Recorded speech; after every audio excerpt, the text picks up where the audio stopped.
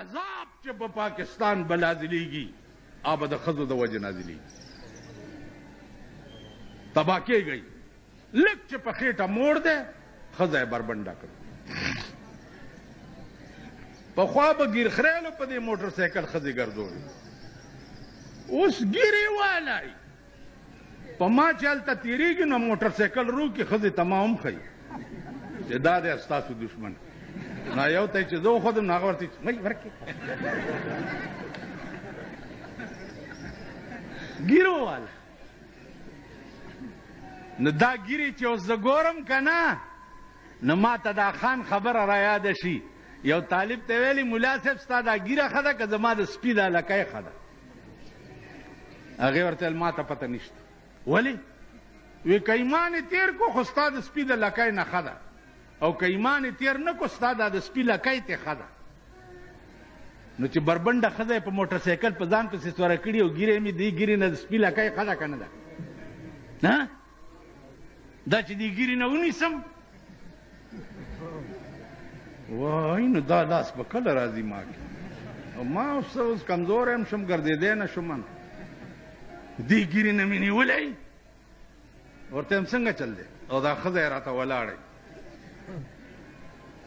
دا ملک شو چې اجتناب د غیرو چارو نه په ژوندو نه کړې. سفر دې ګران دی د خطر په لار به پندو نه کړې. په عادتي توبه به خلاص د ګناهونو نشئ. په عادتي توبه به خلاص د ګناهونو نشئ.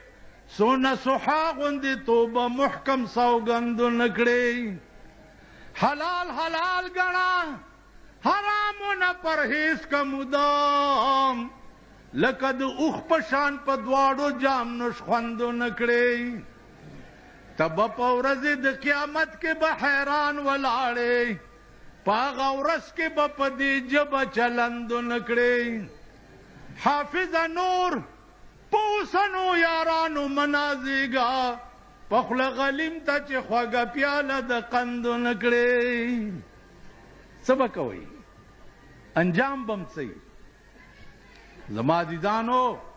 هغه ملک مونږ په هېڅ قیمت د هغه ملک حکمران منلو ته تیار نه یو چې کم ملک کې د غریب د جامې او د غریب د ملاستې او د غریب د روټۍ پرورش نه وي.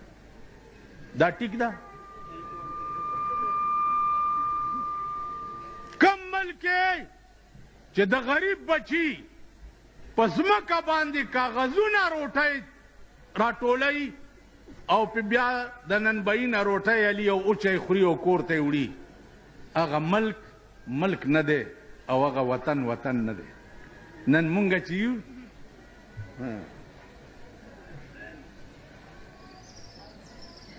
هغه ورځ یو بزرګ را سره ناست و نو یو خان راغی. مدد وی خان را کینو د خوځېږي ولې کی خو خوړې لاندې نه که څه چل دی؟